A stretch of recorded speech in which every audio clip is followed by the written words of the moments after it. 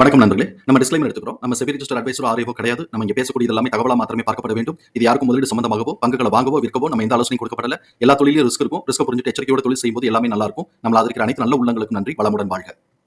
வணக்கம் நண்பர்களே. நம்ம ஆனுவலைஸ்டு அனாலிசிஸ் பார்த்துட்டு வரோம். அந்த வரிசையில் இப்ப நம்ம பார்க்கக்கூடியது பேங்க் ஆஃப் பரோடா.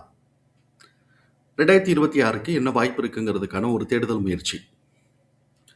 இவங்க ஜூன் மாதம் 30ஆம் தேதி குவார்டர்லி ரிசல்ட்ஸுக்காக போர்ட் கூட்டுறாங்க அப்படின்னு சொல்லிட்டு அனௌன்ஸ்மெண்ட் இருக்குது.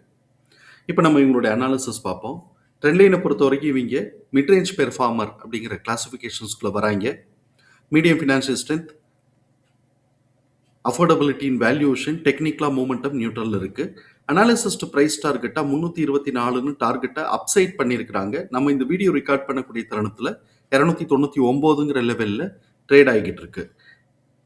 இவனுடைய பிஇ வேல்யூஷன் பார்க்கும்போது கரண்ட் பிஇக்கும் சரி, 1 இயர் ஃபார்வர்ட் பிஇக்கும் சரி அண்டர் வேல்யூன்னு சொல்லிட்டு இண்டிகேட் ஆகிட்டு இருக்கு.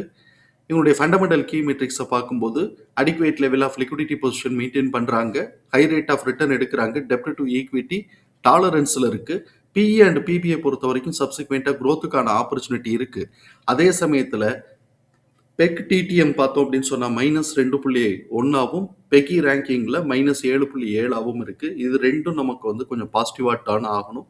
பட் இப்போ இருக்கக்கூடிய கண்டிஷன்ஸில் நம்ம பெக்கு அண்ட் பெக்கியை விட்டுட்டு நம்ம சாதாரணமாக பார்த்தோம் அப்படின்னு சொன்னோம்னாக்க இது அஃபோர்டபிலிட்டியில் இருக்குது, க்ரோத்துக்கான ஆப்பர்ச்சுனிட்டி இருக்குங்கிறது நம்முடைய பார்வை. ட்ரெண்ட்லைனில் பார்ட்டிசிபேட் பண்ணக்கூடிய ஃபோர்காஸ்ட் அனாலிசிஸ்ட் அவங்க எப்படி ஃபோர்காஸ்ட் பண்ணுறாங்கன்னு பார்ப்போம். ரெவென்யூ ஃபோர்காஸ்ட் ஆனுவலைஸ்டாக பார்க்கும்போது 2026க்கு ஒரு 3% தான் க்ரோத்துக்கான ஆப்பர்ச்சுனிட்டி இருக்குன்னு எதிர்பார்க்குறாங்க. அதே 2027க்கு பார்த்தோம்னா 10% க்ரோத்துக்கான ஆப்பர்ச்சுனிட்டி இருக்குன்னு எதிர்பார்க்குறாங்க. இப்போ இபிஎஸ் உடைய ஃபோர்காஸ்ட் ஆனுவலைஸ்டாக பார்க்கும்போது 3.2% குறைய வாய்ப்பு இருக்குது அப்படின்னு சொல்லிட்டு இவங்க எதிர்பார்க்குறாங்க.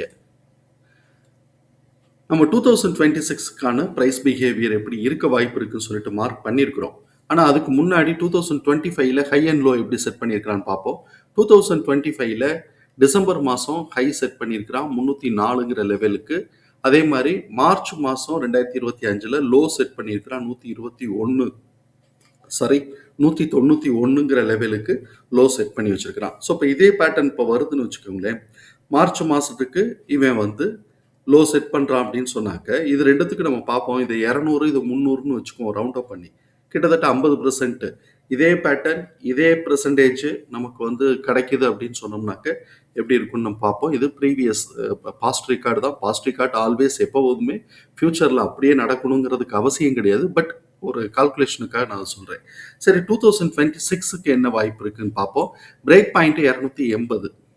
இப்போ இவன் பிரேக் பாயிண்ட்டுக்கு மேலே தான் ட்ரேட் ஆகிட்டு இருக்கிறான். இந்த ஸ்ட்ராங் புல்லிஷ் ட்ரெண்டு அப்படியே கண்டினியூ ஆச்சு அப்படின்னு சொன்னாக்க R1 335லேருந்து 369, R2 384லேருந்து 393 இந்த ப்ரைஸ்லலாம் நம்ம கவனமாக இருக்கணும். சரி, இப்போ நமக்கு R1 அண்ட் R2ஓட கேப் பார்த்தோம்னா நேரோவாக இருக்குது. ஸோ அதனால R2 மேலே உடைக்குமா அப்படிங்கிறது நமக்கு ஒரு சந்தேகத்துக்குரியதாக தான் இருக்குது. அப்படி உடைச்சிச்சுனாக்க R3 448லேருந்து 482. ஸோ இப்போ R1 335லேருந்து 369, R2 384லேருந்து 393, R3 448லேருந்து 482. ஸோ இப்போ இது நமக்கு கிடைச்சிருக்கு. இப்போ சப்போஸ் இவன் கரெக்டிவ் ட்ரெண்டை லீட் எடுக்கிறான்னு வச்சுக்கோ. இந்த நிலையிலேருந்து இவன் R1 போல இப்போ இருக்கக்கூடிய இந்த நிலையிலேருந்து கரெக்டிவ் ட்ரெண்டு எங்கே வேணாலும் போட்டோம், கரெக்டிவ் ட்ரெண்டை லீட் எடுக்கிறான்னு வச்சுக்கோம். பிரேக் பாயிண்டான 280 கீழே கட் பண்ணான்னாக்க நம்ம கவனத்தில் இருக்கக்கூடியது S1 255. இப்போ பிரேக் பாயிண்ட்டுக்கும் S1க்கும் நடுவில் இருக்கக்கூடிய கேப் பார்த்தோம் அப்படின்னு சொன்னால் கொஞ்சம் நேரோ கேப்பாக இருக்குது. அதனால S1 கீழே உடைக்கிறது கொஞ்சம் யோசிக்கக்கூடியதாக இருக்குது. சப்போஸ் அப்படி கீழே உடைச்சு வந்தான் அப்படின்னு சொன்னாக்க S2 166, S3 142 அப்படிங்கிற லெவல்ஸ்லாம் நம்ம கொஞ்சம் கவனத்தில் இருக்கிறோம்.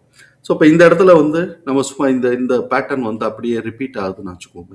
இங்கேருந்து 255க்கு சப்போர்ட் எடுத்துட்டு அப்படியே கன்சாலிடேட் ஆகிட்டு மேலே போகிறான் அப்படின்னு சொன்னாக்க இதுலேருந்து ஒரு 125ன்னு பார்த்தோம்னா R2 வரைக்கும் மேட்ச் ஆகிறதுக்கான வாய்ப்புகள் இருக்குது. சும்மா ஒரு ரஃபாக அப்படியே ப்ரீவியஸ் இயரில் இது நடந்திருக்கு, இது கரண்ட் இயரில் அதே நடந்தால் என்ன நடக்கும் அப்படின்னு சொல்லிட்டு நம்ம பார்க்கலாம். ஸோ இப்போ அது மாதிரி நம்ம சப்ஸ்டியூட் பண்ணி பார்க்குறோம். தகவல் பயனுள்ளதாக இருக்கும் நம்புகிறோம். தகவல் பயனுள்ளதாக இருந்ததுன்னா சங்கருக்கு ரொம்ப சந்தோஷம். நம்மளை ஆதரிக்கிற அனைத்து நல்ல உள்ளங்களுக்கும் நன்றி. வளமுடன்.